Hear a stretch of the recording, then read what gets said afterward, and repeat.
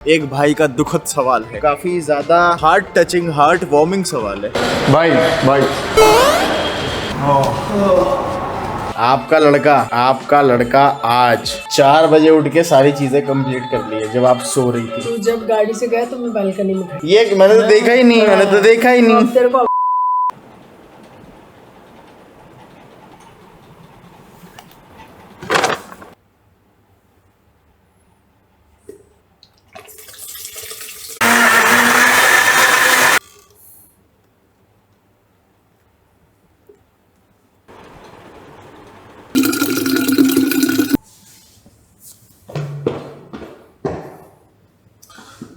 आज का walk and vlog has been started at 5:40 AM। This is the earliest आज तक का सबसे जल्दी वाला वॉक और व्लॉग है ये। Hi guys, good morning. एक नए व्लॉग में आपका स्वागत है। आज दिन कौन सा है यार, देखना पड़ेगा। पर एक भाई का दुखद सवाल है, वो काफ़ी ज़्यादा हार्ट टचिंग, हार्ट वार्मिंग सवाल है। वो भाई सवाल कर रहा है, मेरा रिजल्ट खराब आया है, क्या करूं भाई। और एक भाई ने पूछा, भाई फेल तो नहीं हो गया? देखो, पिटाई उटाई हुई है क्या घर पे? मैं आपको अपनी कहानी सुनाता हूँ। मेरा भी एक बार रिजल्ट बहुत सड़ा आया था, मैं फेल हो गया था। और पापा आए मुझे चट्ट से दिया था खींच के कि कब करेगा भाई, हर साल बोलता अब करूँगा, इस बार पढ़ूंगा। पापा ने दिया खींच के, जो कि ज़रूरी था। उस समय तो मुझे काफ़ी बुरा लगा कि यार पापा मेरे को मारते हैं, ठीक है। लेकिन मुझे ये समझ में आया, जिस चीज़ के लिए मैंने कभी मेहनत ही नहीं करी, उस चीज़ में मैं अच्छा कैसे कर सकता हूँ। जिस चीज़ में मैं मेहनत कर रहा हूँ उसमें मुझे रिजल्ट्स दिख रहे हैं, पर उसमें मैंने मेहनत नहीं करी, तो उस चीज़ में मुझे ये मार पीट का डर और ये मन में पछतावा क्यों हो रहा है कि मेरे नंबर कम आए हैं। एक दूसरा पर्सपेक्टिव आपको देता हूँ, सुनो ध्यान से। क्योंकि मेरा ध्यान पूरा का पूरा एक्सरसाइज में रहता था, पूरा का पूरा फिटनेस में, पूरा का पूरा बॉडी बिल्डिंग में। मैं एक 7.5 किलो के डंबल से डंबल कर्ल करता रहता था मोस्ट ऑफ द टाइम। पढ़ाई में मैं इसलिए नल्ला था। खैर, मम्मी पापा तो यही चाहेंगे कि नंबर, इसके रिजल्ट भी अच्छा आए और ये थोड़ा बहुत फिटनेस में भी रहे। लेकिन मैं थोड़ा बहुत नहीं, मैं पूरा फिटनेस में रहता था, ठीक है। और ये 10th क्लास की बात कर रहा हूँ मैं, कोई ऐसे नहीं कि मैं अपने ग्रेजुएशन टाइम की बात कर रहा हूँ। तो मुझे पड़ी थी, मेरे को 7th क्लास में भी पड़ी थी, इसीलिए क्योंकि मेरे मार्क्स बहुत कम आए थे। ओवर द पीरियड मुझे रियलाइज हुआ पेरेंट्स की ये चिंता जायज़ है अगर हमारे नंबर कम आते हैं, और वो चिंता होनी चाहिए, ठीक है, शुरुआत में। क्योंकि आपके ऊपर नहीं छोड़ सकते हैं आपकी लाइफ आपके पेरेंट्स, उनके कंट्रोल में होना चाहिए, नहीं तो हाथ से बच्चा निकल जाएगा और पता नहीं चलेगा। लेकिन ओवर द पीरियड ये बच्चे को खुद रियलाइज़ होना चाहिए कि मेरा इंटरेस्ट इस चीज़ में नहीं है, और अपने एक्शन से शो करो वो चीज़ अपने पेरेंट्स को। मेरे एक्शन क्या थे? वही डंबल उठाते रहना, घिसते रहना। Over the period mummy papa को ये चीज़ समझ में आ गई कि इसका पूरा का पूरा ध्यान फिटनेस में है, ये पढ़ाई लिखाई के लिए नहीं बना है, मैथ्स इसके बस की बात नहीं है। तो फिर मैंने धीरे धीरे आके वो चीज़ छोड़ दी। अब आपकी बात करता हूँ, तब मैं आपको बताता हूँ। आप ईमानदारी से बताओ कि आपने इस साल भर में कितनी मेहनत की, या फिर आपका कितना मन लगा पढ़ाई? नहीं लगा बिल्कुल। तो जब रिजल्ट आ रहा है तो किस चीज़ का डर है? आप कुछ कर सकते हो उस रिजल्ट को लेके, या आप रिजल्ट बदल सकते हो? नहीं बदल सकते, तो फिर किस चीज़ की चिंता है? अगर आप बदल सकते थे तो आपके पास समय था शुरुआत में पढ़ने का। मैं गिल्ट नहीं दे रहा हूँ, मैं आपकी ही सच्चाई आपको बता रहा हूँ। और इसमें कोई बुरी बात नहीं है नंबर कम आ जाना, वो सिर्फ नंबर ही डिसाइड नहीं करेंगे कि आप आने वाले समय में क्या करोगे, और ये बात फैक्ट है। शायद आपका इंटरेस्ट, तो मैं आपका गिल्ट दूर कर रहा हूँ। इस चीज़ को लेके बुरा मत मानो, इस चीज़ को लेके बुरा फील मत करो अंदर ही अंदर कि आपके मार्क्स कम आए हैं। और कम आए हैं तो उसके पीछे का रीज़न है। अगले साल ज़्यादा चाहिए तो उस चीज़ में ज़बरदस्ती पढ़ाई करो, इंटरेस्ट के साथ या फिर मन लगा के पढ़ाई करो, आपका रिजल्ट बेटर आएगा। किसी भी चीज़ में हम अपने तन मन के साथ काम करते हैं, वहाँ पे हमको चेंजेस दिखते हैं। जब इसी का अपोजिट होता है, वो तन मन किसी और चीज़ में लगा रहता है, तो हमको रिजल्ट नहीं दिखते हैं, और इस चीज़ का हमको पछतावा नहीं होना चाहिए। बैठो मम्मी पापा के सामने, उनको समझाओ कि शायद आपका मन किसी और चीज़ में है, वो चीज़ अगर ये चीज़ समझते हैं तो ठीक है, नहीं समझते हैं तो अपने एक्शन से रिफ्लेक्ट करो। आपको सिंगर बनना है, गाओ, गाना गाओ, घर में बहुत फ्रिक्वेंटली गाओ, सोशल मीडिया पेज बनाओ उस तरीके का। पैसे इकट्ठा करके गिटार सीखना है, गिटार लाओ, खुद गिटार बजाओ। हर चीज़ में स्कोप है, बस आपके एक्शंस में वो चीज़ रिफ्लेक्ट होनी चाहिए। हर चीज़ में स्कोप है, बस आपकी मेहनत उस चीज़ में होनी चाहिए। तो पछतावे की ज़रूरत नहीं है, इट्स फाइन, क्योंकि आपने उसके लिए मेहनत नहीं करी है, आपका मन कहीं और है। अब हम अपना पथ प्रदर्शित कर रहे हैं नारियल पानी की तरफ। जब तक एक बात का और जवाब दे दूं, एक भाई पूछ रहा है एग यॉक कितने खाने चाहिए, शायद दीदी हैं कोई। तो एग यॉक दिन भर के, मैंने मल्टीपल टाइम्स मेंशन किया है इस चीज़ को कि आपको अंडे दिन भर के होल एग्स की बात कर रहा हूँ। डिपेंड करता है दूसरे सोर्स से आपका फैट इंटेक कितना पूरा हो रहा है। ऑलिव ऑयल है आपकी डाइट में, घी है आपकी डाइट में, पीनट्स हैं आपकी डाइट में, आमंड्स हैं आपकी डाइट में, और फिर यहाँ पे एग यॉक भी आप खा रहे हो 8-8, 9-9 जस्ट बिकॉज आपने सुना है कि एग यॉक्स आर हेल्दी। तो फिर प्रॉब्लम, कैलोरी बजट ही आपका एक्सीड कर जाएगा। उसके बाद आपका गोल में एक बहुत बड़ा हिंड्रेंस क्रिएट होगा, क्योंकि बहुत सारी कैलोरीज आप फैट से ले रहे हो। उस केस में योक्स कम करो।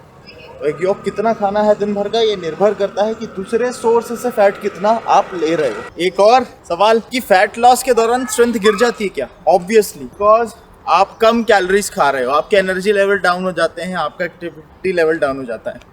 प्योरली स्ट्रेंथ बिल्डिंग करनी है, पूरा का पूरा स्ट्रेंथ फोकस्ड काम करना है, गो फॉर पावर लिफ्टिंग। वहाँ पे कभी भी आपको कम खाने पर मजबूर नहीं होना होगा। वो तो फैट लॉस हम इसलिए करते हैं क्योंकि मसल्स की डेफिनेशन चाहिए। कभी भी अगर आप बॉडी बिल्डर है तो आपका प्राइमरी गोल स्ट्रेंथ बिल्डिंग नहीं होना चाहिए। मसल्स जैसे जैसे बढ़ते हैं आपको स्ट्रेंथ का इंक्रीमेंट देखने को मिलता है, लेकिन वो पावर लिफ्टर जैसा कभी भी नहीं है। इसलिए इट्स फाइन, ठीक है। आपको अगर फैट लॉस के दौरान थोड़ा सा डिप्लीटेड सा फील हो रहा है, लोअर एनर्जी लेवल्स लग रहे हैं, थोड़ी सी स्ट्रेंथ कम लग रही है, तो इट्स फाइन। हमारा गोल अपने मसल्स को फेलियर तक ट्रेन करना है हमेशा, और वो मॉडरेट वेट के साथ भी हम कर सकते हैं। होम अगेन अगेन तो ऐसे कह रहा हूँ जैसे बड़े दिन बाद आ रहा हूँ। माँ क्या कर रही है? आपका लड़का आज 4 बजे उठ के सारी चीजें कंप्लीट कर ली है जब आप सो रही थी। तो जब गाड़ी से गया तो मैं बालकनी में खड़ी थी, ठीक है। ये मैंने तो देखा ही नहीं, अब तेरे को आवाज दूं? झूठ बोलती है। लाइट जैसे ही पड़ा ना, मैंने कहा रे ये तो निकल। मिक्सर चला तब भी पता है मेरे को। अब आ जाती तो किचन में टक्कर होती है। फिर बचपन में मारती थी ना, हम जल्दी नहीं उठते थे।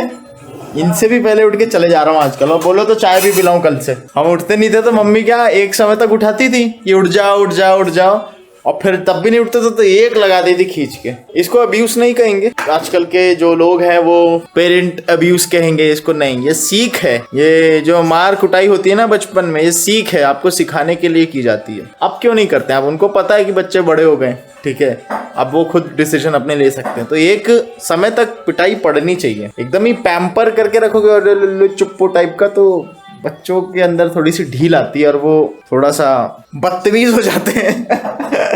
चलो खाना वाना बनाते हैं यार।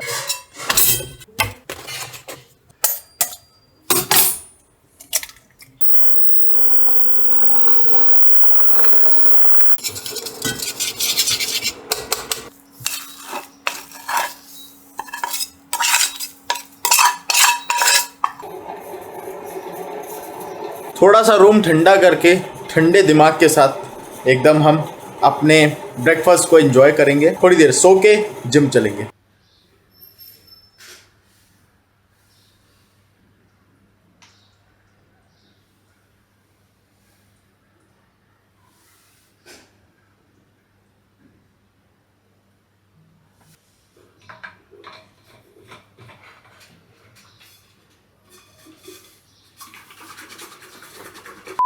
हाय guys, finally we are home again. कल मैंने एक बात बताई थी बैक डे में, जहाँ पे मैं ये कह रहा था कि थोड़ा सा स्विंग करके जब आप रेप्स को एग्जीक्यूट करते हो बैक में, तो वो रेजिस्टेंस प्रोफाइल को बेटर कर देता है, फिर चाहे वो रोइंग हो या फिर पुलिंग मूवमेंट हो। ऐसे आप थोड़े से हैवियर वेट को भी लिफ्ट कर सकते हो। लेकिन चेस्ट डे में इसका पूरा अपोजिट होता है, क्योंकि रेजिस्टेंस प्रोफाइल काफ़ी अच्छी है। जब डंबल प्रेस हम करते हैं फ्लैट इंक्लाइन, या फिर डिक्लाइन तो मैं नहीं करता, या फिर कोई प्रेसिंग मूवमेंट करते हैं जैसे चेस्ट प्रेस, या फिर स्मिथ मशीन पे बेंच प्रेस कर रहे हैं, तो उसको जितना स्लो एंड कंट्रोल्ड वे में परफॉर्म करोगे, आपकी हाइपरट्रॉफी उतनी ज़्यादा खुश होगी। चालू करते हैं प्री वर्कआउट पी के। आज का जो वर्कआउट है वो हम करेंगे 30 डिग्री इंक्लाइन, 45 पे नहीं, 30 डिग्री इंक्लाइन, बिकॉज ये चेंज करते रहना चाहिए। अपर पेक फाइबर ही बायस हो रहे हैं इवेंचुअली, लेकिन ये जो 30 डिग्री इंक्लाइन है ना, ये थोड़ा सा आसान पड़ता है। इसमें आप पुश ज़्यादा कर सकते हो। स्ट्रेंथ अगर आपको अपनी चेक करनी है और अपर पेक फाइबर भी चाहते हो at the same time train हो, तो इसको 30 डिग्री कर लो। तो मैं बदलता रहता हूँ, जैसे 15 दिन में 2 बार इसको कर लिया 30 डिग्री, एक आध बार 45 डिग्री इंक्लाइन कर लिया, फिर बदल बदल के आप कर सकते हो।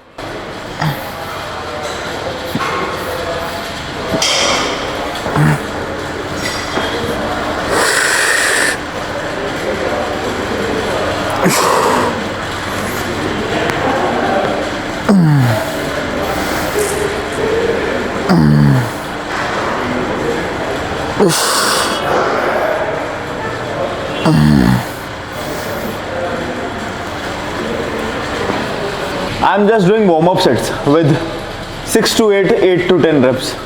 मेन सेट जब आएगा तो वहाँ पे पहला सेट सिर्फ 4 से 6 रेप रेंज में होगा, दूसरा और तीसरा सेट 6 से 10 रेप रेंज में होगा, और तीसरे सेट के तुरंत बाद लास्ट एक ड्रॉप सेट होगा।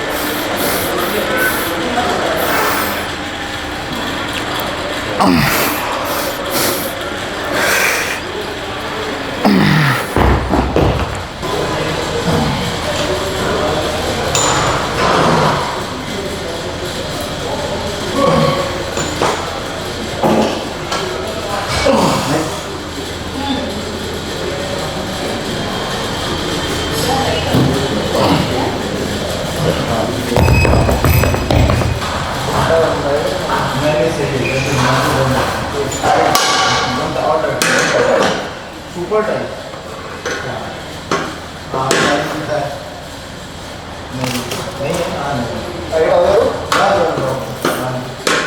चालीस से पहले छूटे।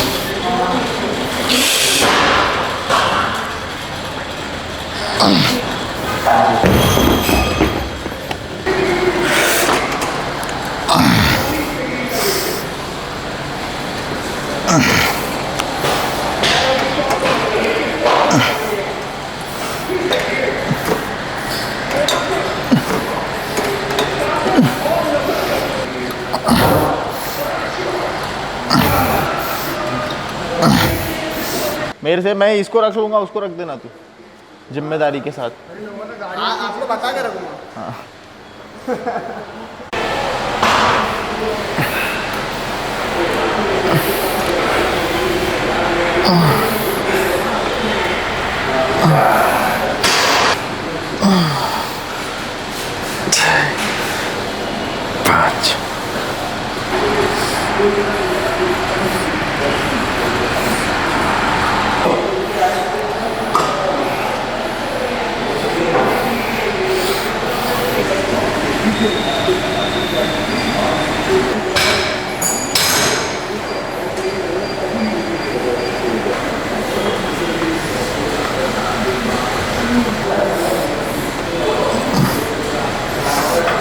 से मैं इसको यहाँ पे अगर अटैच कर रहा हूँ एकदम बाइसेप्स पे, जॉइंट रिएक्शन फोर्स तो कम हो रही है पर रेंज भी कम हो जा रही है, तो कोई दिक्कत थोड़ी है। हम एक बहुत बड़े जॉइंट के रिस्क को, जो कि जॉइंट रिएक्शन फोर्सेस का बढ़ जाना है, रिड्यूस कर दे रहे हैं। अब ऐसे में हमारा फ़ायदा है अगर रेंज कम हो रही है तो भी।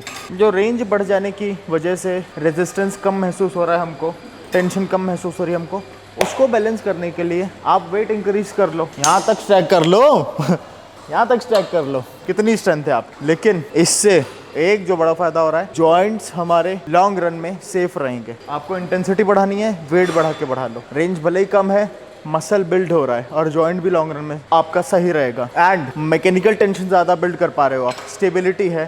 अगर इसको कंपेयर करें हम डंबल लैटरल रेस से, तो उससे ज़्यादा स्टेबिलिटी इसमें है, इसलिए ये मूवमेंट सुपीरियर है। जॉइंट सेफ, आपका मसल ट्रेन हो रहा है, रेंज ऑफ मोशन भले ही माना कम हो रही है, लेकिन उसको बैलेंस करने के लिए हम वेट इंक्रीज कर लेंगे। सिंपल।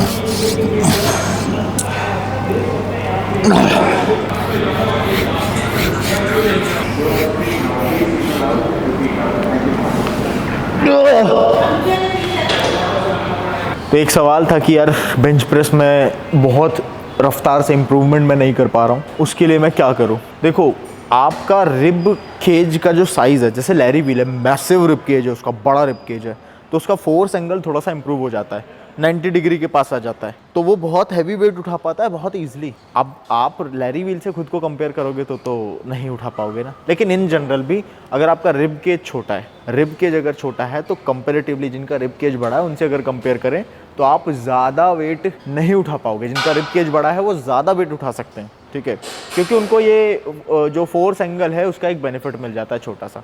अभी देखो, मेरा रिब केज यहाँ है और मेरे हाथ में बहुत हैवी वेट है, मैं पुश कर रहा हूँ, मैं उठा रहा हूँ, मैं बेंच प्रेस कर रहा हूँ और मेरा रिब केज यहाँ है कंपैरिजन में, ठीक है।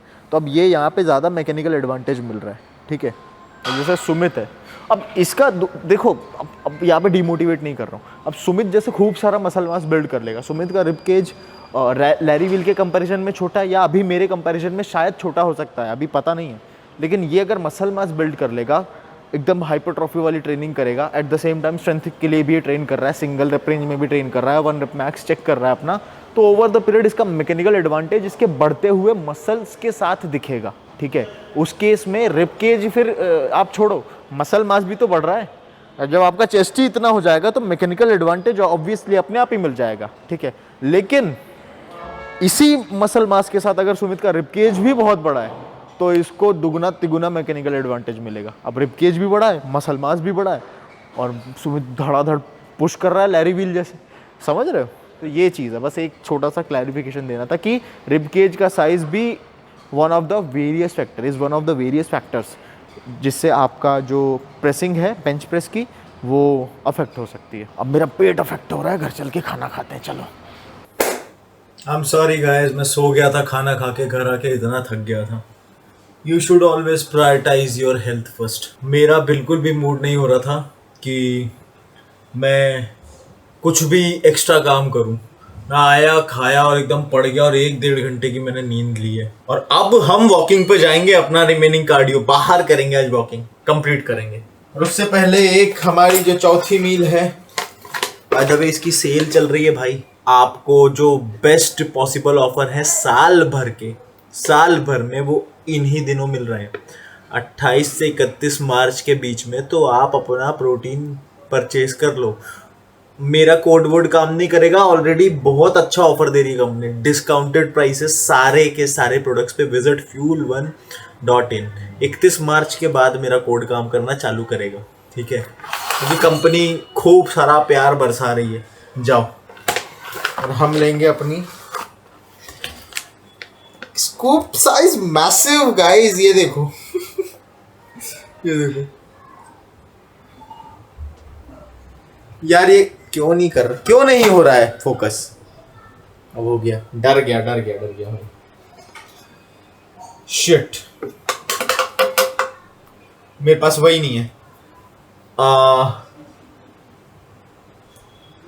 यार आमंड मिल्क नहीं लाया। अब देखो, मैं इसमें डालने जा रहा हूं नॉर्मल मिल्क, जो कि है देसी मिल्क। अब ये जो नॉर्मल मिल्क है ना, इसको मैं कितना डालूंगा देखो, बस इससे ज्यादा आई कैन नॉट टॉलरेट, क्योंकि वो IBS ट्रिगर हो जाएगा। एंड बस मिलाने भर का हो गया है, स्वाद भर का हो गया है। इसमें ऐड होगा आप खूब सारा पानी और बर्फ। Let's get ready.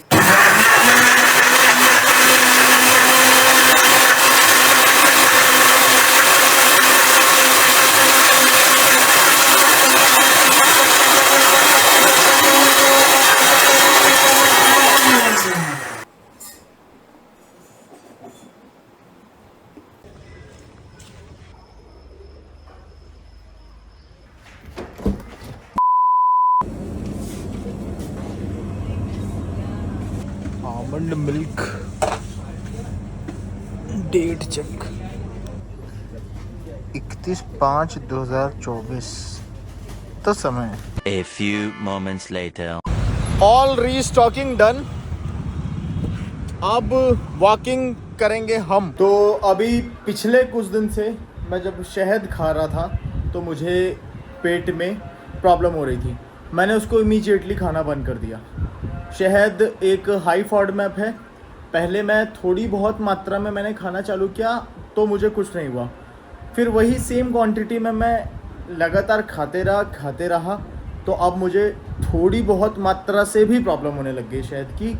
इसलिए मैं अब ये ले आया हूँ। This is maple syrup. I am not promoting the brand, इसकी क्या स्पॉन्सरशिप मिलेगी अब, क्योंकि ये मेपल सिरप जो है this is low FODMAP, it is completely fine. अब इसको मैं पूरा भी पी जाऊँगा तो मुझे पेट में कुछ भी नहीं होगा। तो पूरा पी जाऊँगा तो दूसरी प्रॉब्लम होगी, डाइजेस्ट तो कर लूँगा, लेकिन थोड़ा थोड़ा इसको मैं अपने फ्रूट सैलेड पे डाल सकता हूँ। जब जैसे अभी आम बहुत कच्चे और खट्टे खट्टे लग रहे हैं तो थोड़ा सा इसको ऊपर से डाल सकता हूँ मैं।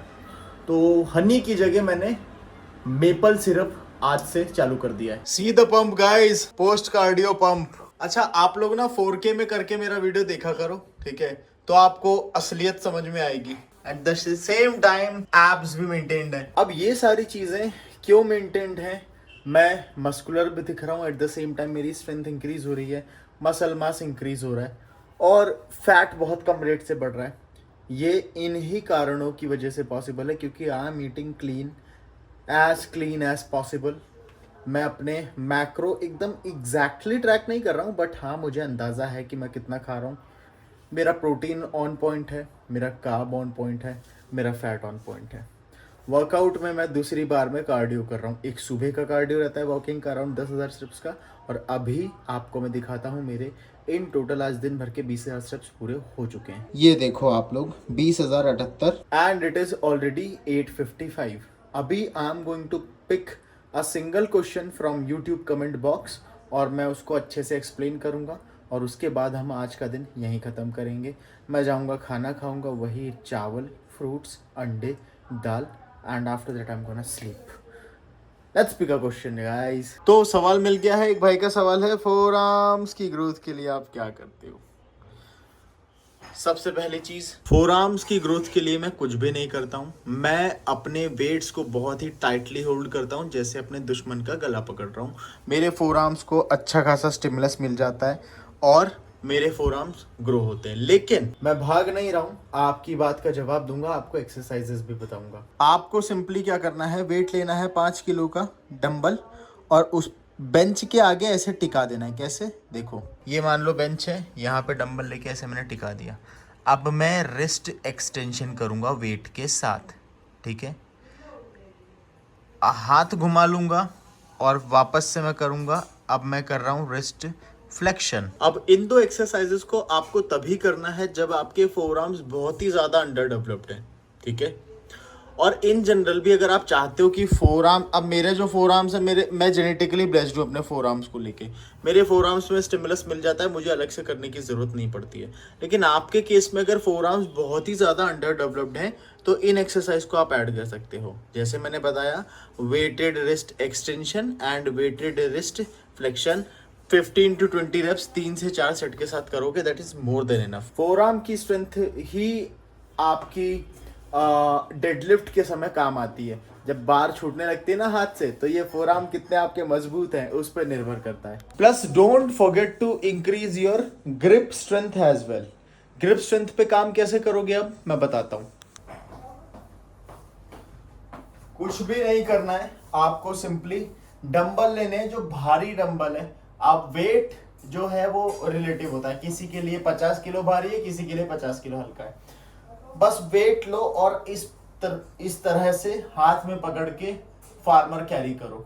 फार्मर वॉक भी कर सकते हो, और अगर नहीं करना है तो फिर उस केस में क्या करना है, तीसरा ऑप्शन भी है हमारे पास। तीसरा ऑप्शन है रॉड पकड़ लो दोनों हाथ से और लटक जाओ, which is also called dead Hanks. Dead Hanks में भी सेम, आपका बॉडी वेट पकड़ के आप लटक रहे हो, ठीक है?